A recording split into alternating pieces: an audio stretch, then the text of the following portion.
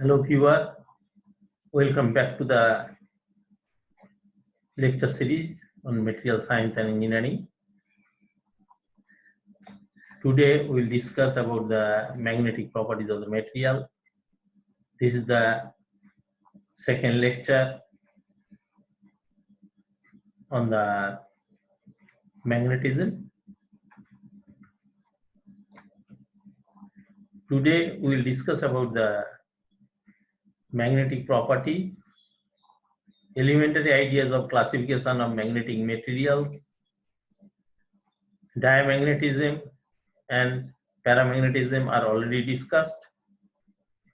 So the ferromagnetism, ferrimagnetism and antiferromagnetism and also the magnetic domains will be discussed today in this lecture. Classification of magnetic materials. Materials are divided into a number of basic categories regarding the magnetic properties. They are ferromagnetic properties and ferromagnetism, paramagnetic properties and paramagnetism, diamagnetic property and diamagnetism, antiferromagnetic property and antiferromagnetism, and ferrimagnetic property and ferrimagnetism. We already have discussed about the paramagnetism and diamagnetism. Today we will discuss about the ferromagnetism, antiferromagnetism and ferrimagnetism. If we look at the periodic table, we will find all the yellow boxes are the paramagnetic material. So majority of the materials are paramagnetic, and the white boxes are diamagnetic materials. There are 4 blue boxes. Those are the ferromagnetic material. Then the other material have the mixed properties of antiferromagnetic properties. So those will be discussed, but the property and the material which are having more than one property and their properties can be tuned, those are beyond the scope of our syllabus. We will discuss it in some other lecture. Ferromagnetism. For iron, nickel and cobalt and gadolinium, the electron configuration causes neighboring atoms to interact in such a way that the magnetic movement combine and remain lined up in a small volume regions called domain.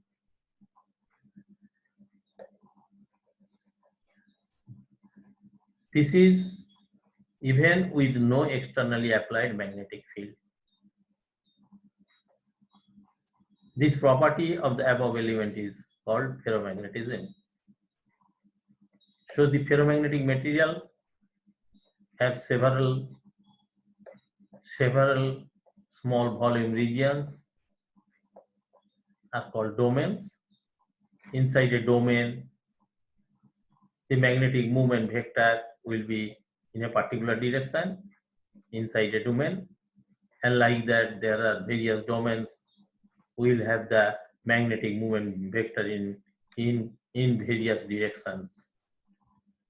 The magnetic movement of all domains get lined up and stay that way in absence of an external magnetic field in case of a permanent magnet. In case of permanent magnet, the magnetic movement of all the domains, they are in a direction. So for permanent magnet, the external field is not needed to find that the domains are lined up, and someone will find the magnetism even outside the material. If the domains are randomly oriented, the material is not a magnet, but it will greatly strengthen and apply external magnetic field because the domains will temporarily line up with the external field. By the application of the external field, the domain magnetic moment will be lined up. So far, the external magnetic field is present. This type of magnetic material is called ferromagnetic material. So there is a basic difference between the ferromagnetic material and permanent magnet. Permanent magnet, all the moments, vector of the domains are lined up and stay lined up condition even in absence of external magnetic field. But in case of ferromagnetic material, the magnetic domain vector gets lined up when external magnetic field is present, but that will be lined up as long as the external magnetic field is provided. When this magnetic field is taken out, then the movement vector in a domain will be lined up in one direction, and that magnetic movement vector direction varies from domain to domain. So this is the difference between magnetic, ferromagnetic material and the permanent magnet. Magnetic domains. Ferromagnetic materials exhibit small volume regions in which magnetic movement are aligned in the same direction. These regions are called domain. Adjacent domains are separated by domain boundaries.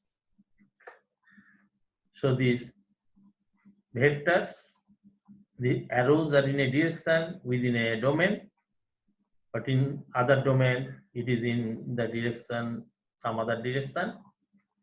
So the direction varies from one domain to the another domain. But when external magnetic field is given, all these magnetic movement vector lined up in the direction of the externally applied magnetic field. The magnitude of the magnetization in the material is vector sum of magnetization of all the domains. For ferromagnetic material, the magnitude of magnetization in the material is the vector sum of magnetization of all the domains.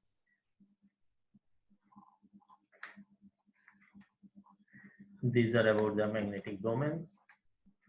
Domain closure. Magnetized bar or ferromagnet in which there is only one domain and hence an external magnetic field is produced. If there is only one domain, the magnetic lines of force will be extended outside. So one may find the magnetism outside also, which is usually not so because this sort of single domain structure, it is very difficult to get and very difficult to create also. Formation of two domains with opposite magnetization reduces the external field. There are, however, field lines at the end. Some field lines will be there outside the domains also. But the domain magnetization vector is oriented in reverse direction. Even then there will be some flux line outside. Existence of closure domain, if there is any closure domain at the end point. Existence of closure domain at the end eliminates the external field at the end. Then the lines of force will travel through the closure domain at the end of the usual domain. So the flux line won't be coming out. A specimen with several domains and closure domains, there is no external magnetic field and the specimen appear as unmagnetized.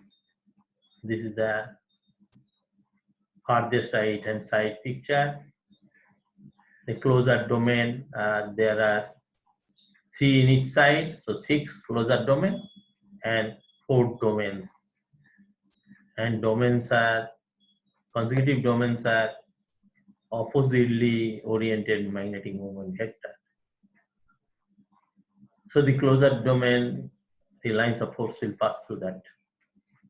There won't be any magnetic flux outside, so it don't show anything, any magnetic property outside. An unmagnetized crystal of iron in the absence of an applied magnetic field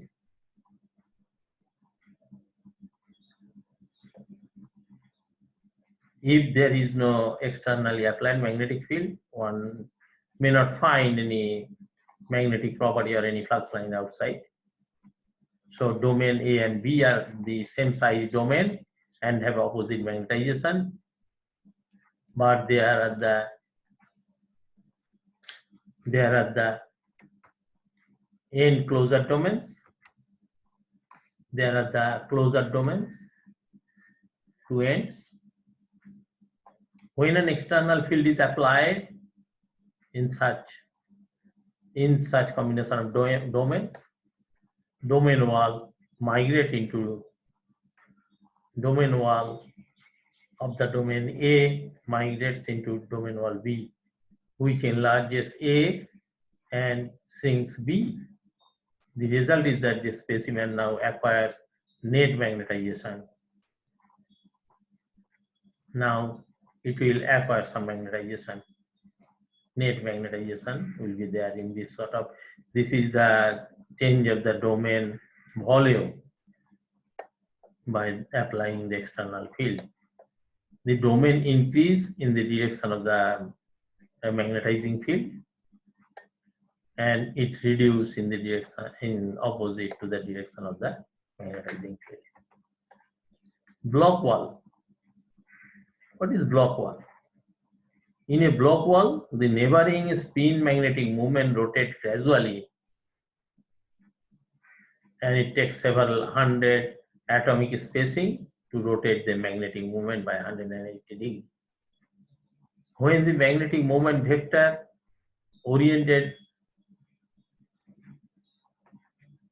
in opposite direction into domains, domain A and domain B, then how the magnetic moment vector is taken this reverse direction. So there will be an intermediate area that gradual rotation of magnetic movement takes place there. In domain A, there is a Z direction or 001, that domain, crystal domain, and B have minus Z, opposite direction of the Z axis, or 001 bar. So easy direction of this is minus Z. So this magnetic domain vector takes the orientation gradually, and it takes several hundred atomic spacing to rotate the magnetic moment vector by 180 degrees. Magnetization and saturation. When a magnetic field is applied to a ferromagnetic material, domains tend to align in the direction of the field by domain boundary movement, and hence the flux density or magnetization increases. As the field strength increases, domains which are favorably oriented to field direction grow at the expense of the unfavorably oriented ones. All the domains are aligned to the field direction at high field strength, and the material reaches the saturation magnetization MS. At the top there is the MS.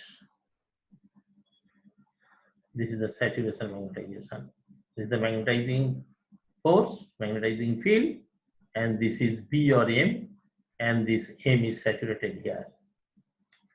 The initial slope of BH curve at H equal to 0 is called initial permeability.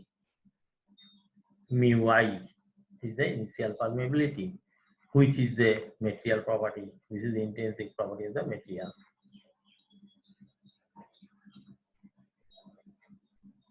That the initial slope of BH curve at H equal to 0, that is very small value, so mu I, which is a material property. Hysteresis. If the field is reduced from saturation by magnetic reversal, a hysteresis develops.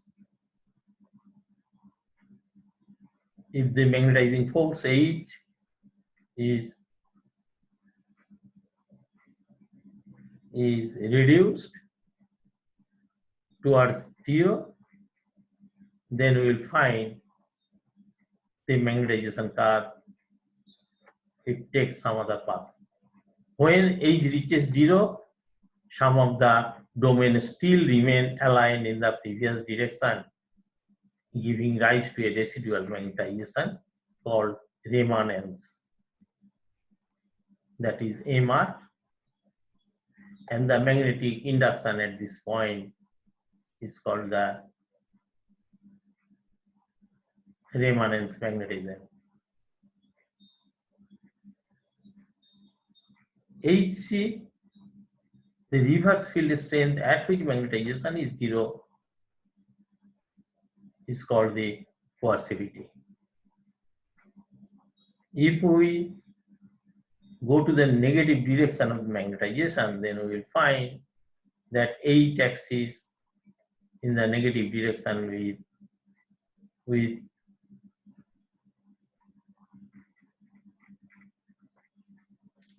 cross the minus H axis at the point minus HC. That point the magnetizing force is called the coercivity. This magnetization is 0 at this point.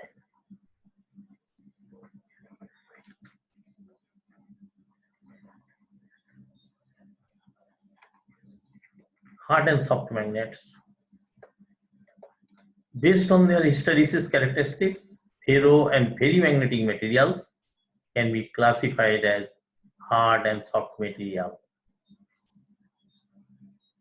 Ferro and ferrimagnetic materials can be classified as hard and soft materials depending upon the area of the hysteresis, loop, hysteresis characteristics. Soft magnets. Soft magnets have a narrow hysteresis curve and high initial permeability, and hence easy to magnetize and demagnetize. It is just opposite for the hard magnets. For the soft magnet, narrow hysteresis curve and high initial permeability.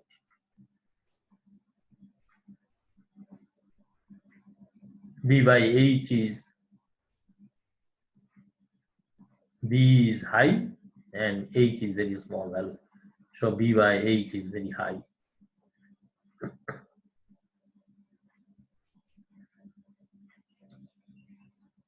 The magnetic hardness is expressed by a term called energy product, which is the area of the largest rectangle that can be drawn in the second quadrant, red hatched. In the second quadrant, conventional hard magnetic material like steel, Q9, copper, nickel and iron alloy, Alnico, aluminium, nickel and cobalt alloy have BH max values in the range of 2 to 80 kilojoule per cubic meter.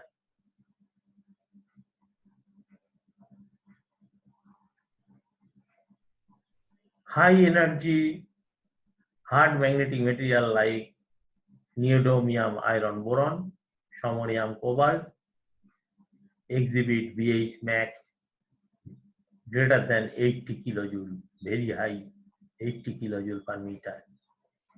Neodymium iron boron magnet and samarium cobalt magnet have very high VH max, 80 kilojoule per cubic meter. Utility. Hard magnets are used in all permanent magnets in application such as power drills, motors, speakers, creating high magnetic field, etc. Soft magnet like iron's silicon combination are useful when rapid magnetization and demagnetization is required, as in transformer core and very high value electromagnet, high field electromagnet. Impurity and other defects should be low for this purpose, as they may hinder the domain wall movement through which domain align. For this purpose, this impurity and defects should be minimized, as the presence of defects and impurity hinder the domain wall movement through which the domain aligns. So the impurity and defects should be minimized for this.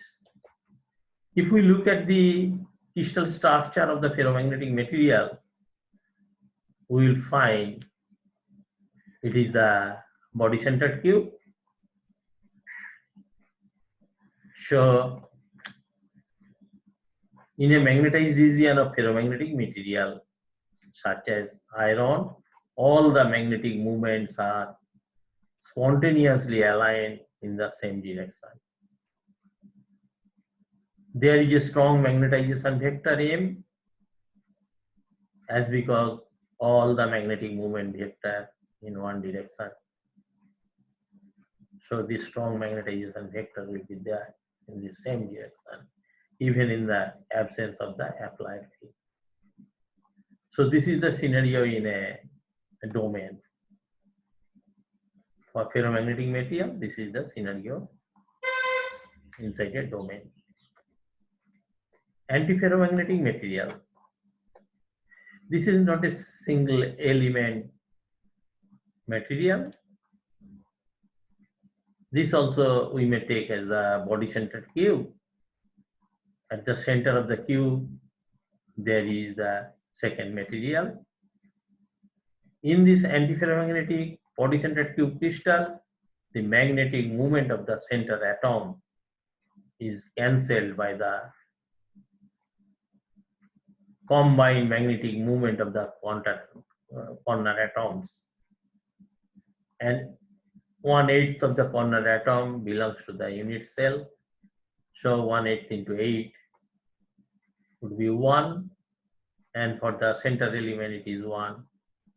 And as because they are in mutually opposite direction, so 1 minus 1 will be 0. So magnetic movement will be 0 in this case. So antiferromagnetic material, it is very clearly understood from the crystal structure that the magnetic movement will be 0. Because this, at the center of the body-centered cube, that material, that element is something else other than the material atom at the corners. Ferrimagnetic material. Illustration of magnetic ordering in a ferrimagnetic material. All A atoms have their spin aligned in one direction.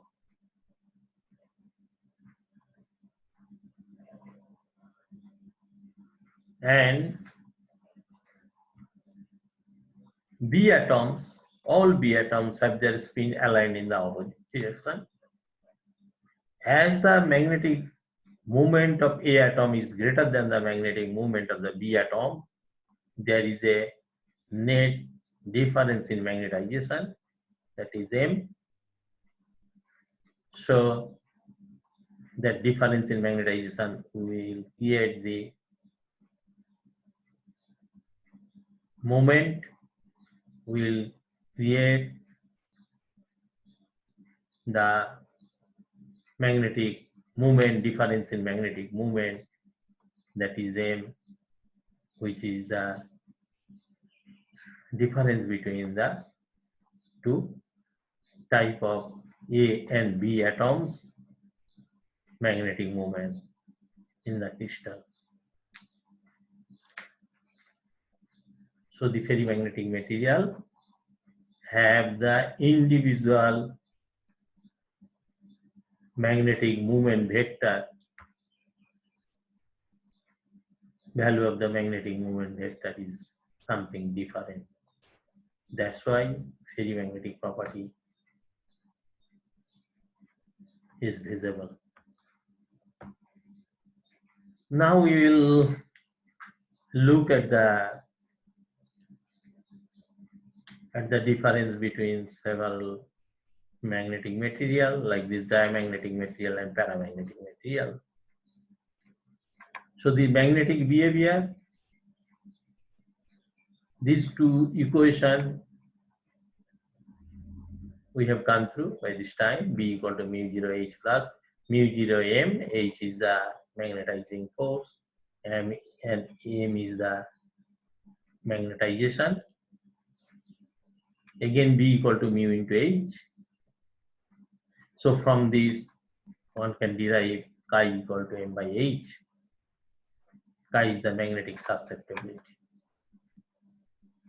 and mu is the permittivity.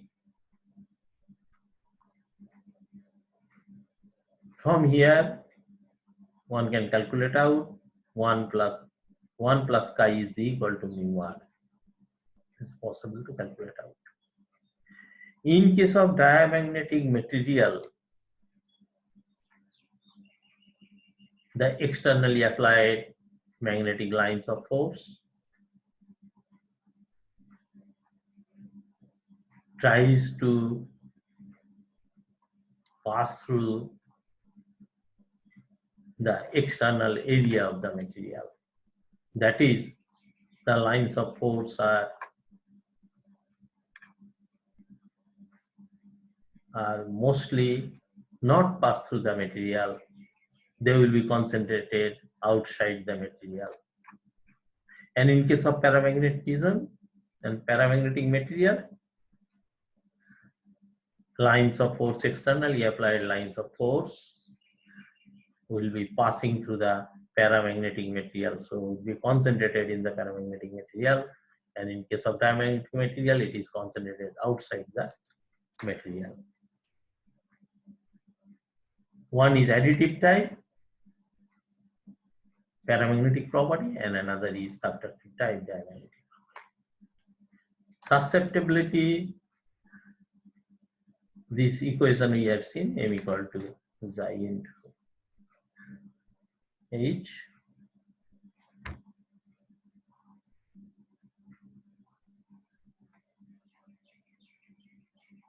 So if paramagnet or diamagnet has no spontaneous magnetization, but you can induce one by applying a magnetic field B or magnetizing force H.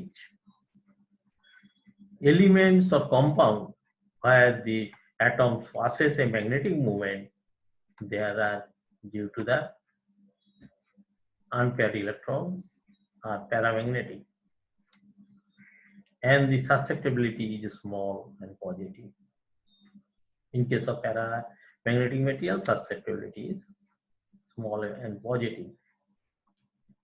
So if we draw a curve H versus M, the curve will be the positive side of the M.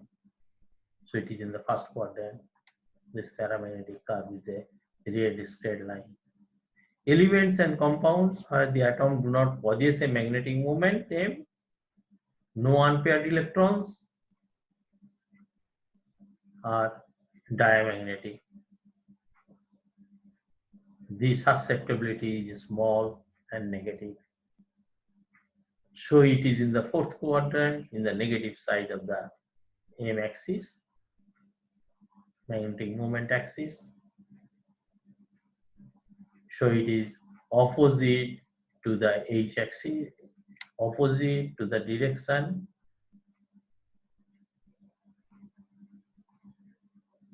in the magnetic moment axis. So one side of M is the paramagnetic positive value and the other side is negative value, diamagnetic. This is another similar plot which contains the ferromagnetic, ferrimagnetic, paramagnetic and diamagnetic curves for several materials. This plot shows the magnetic flux density or the magnetizing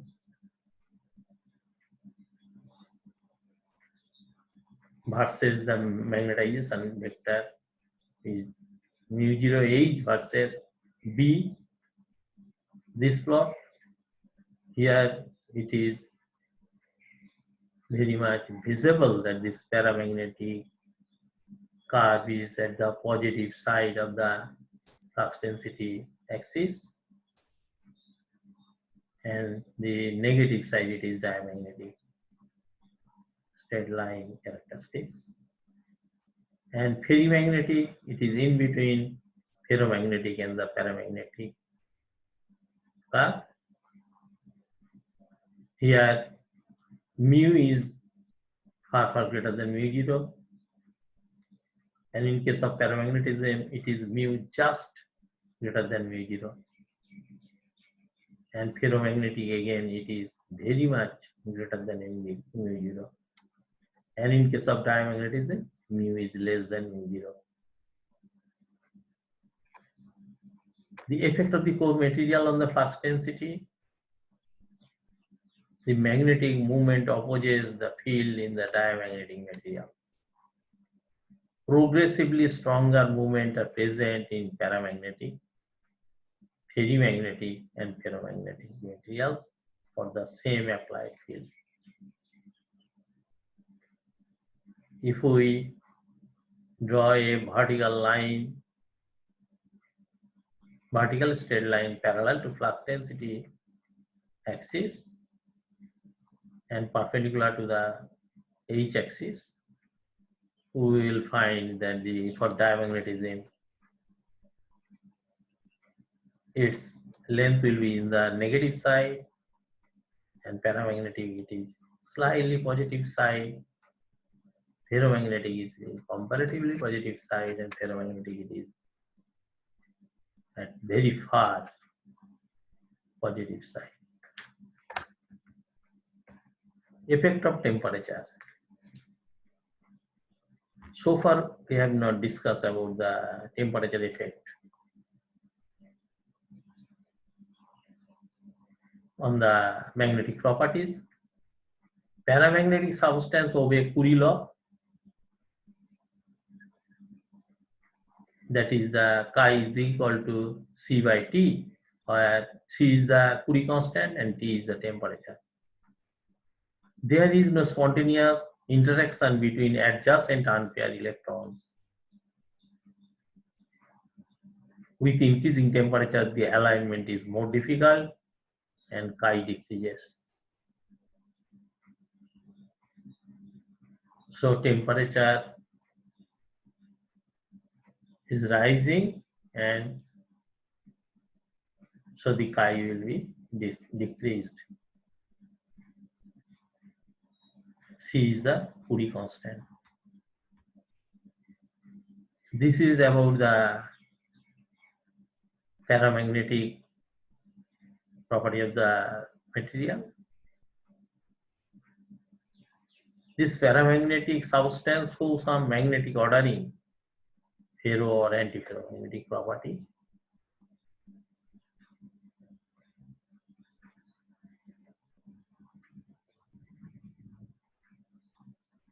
that is estimated by the Curie-Weiss law, that chi is equal to C by T in case of Curie law. Here it is C by T minus theta, where theta is the Weiss constant. There is some spontaneous interaction between adjacent spins. A better fit to the high temperature behavior in the paramagnetic region is provided by Curie-Weiss law with the additional Weiss constant. So the difference between the Curie law and the Curie-Weiss law is the Weiss constant.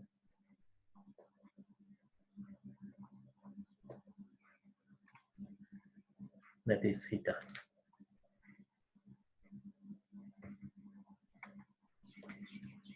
Effect of temperature is shown pictorially and in a plot. The Curie law, T decreases and C increases. So the alignment is easier. As per the Curie law for paramagnetism, T decreases and C increases. And the curve shown at the right hand side, the susceptibility versus the temperature plot, I versus K plot, T or K and degree Kelvin. There are three characteristics curve in a plot. The paramagnetic curve is at the middle, and the ferromagnetic and antiferromagnetic two curves are at the two sides. Ferromagnetic curve is rising very fast after attaining a certain temperature. That is the Curie temperature, and that knee point in this curve is called the Curie point. Then for the antiferromagnetic curve, the susceptibility increases with decrease of temperature. As the temperature is further decreased, it will suddenly approaches towards the lower value, towards zero. So there also is a knee point that is called the Néel point, and the temperature at that point is called the Néel temperature. Tc ferromagnetic Curie temperature and Tn is the Néel temperature. Below Tn, sample is antiferromagnetic. So this is the inversion point from ferromagnetism to paramagnetism and antiferromagnetism to paramagnetism. So ferromagnetic Curie temperature below Tc, sample is ferromagnetic.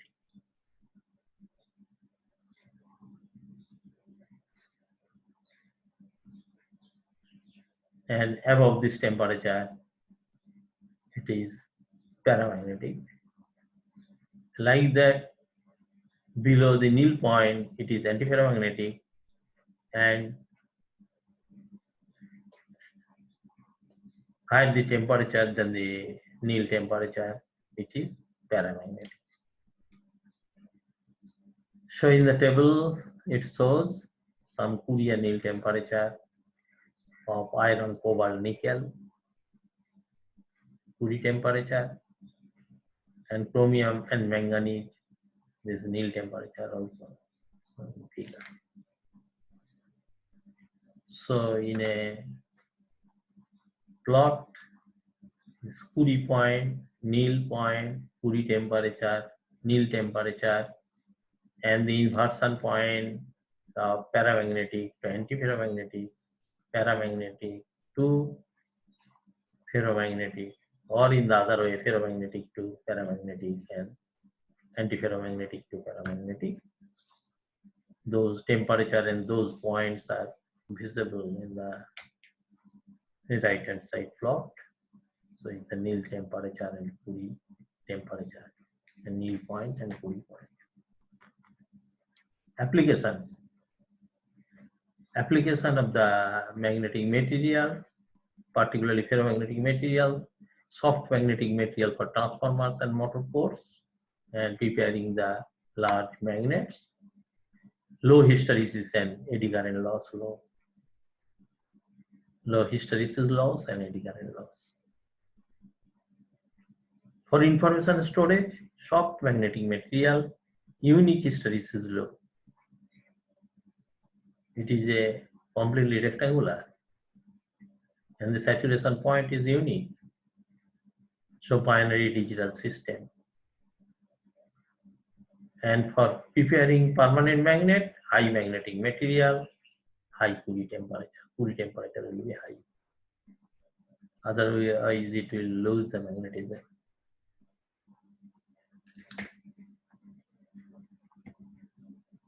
This ferromagnetic to paramagnetic, it will be converted to paramagnetic material. If the Curie point is high, it can be operated at very high temperature.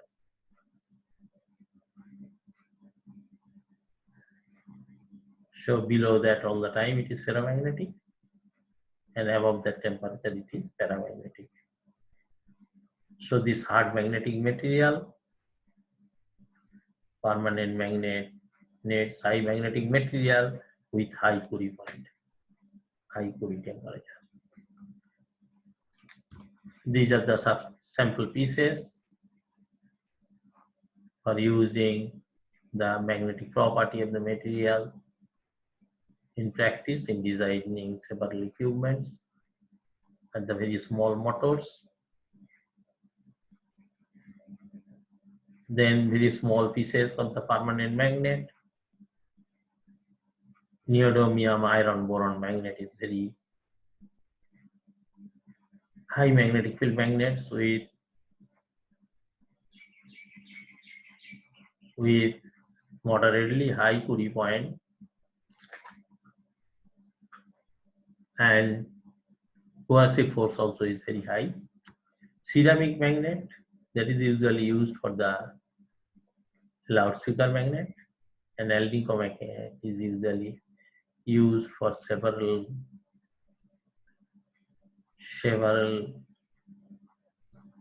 catches of the doors,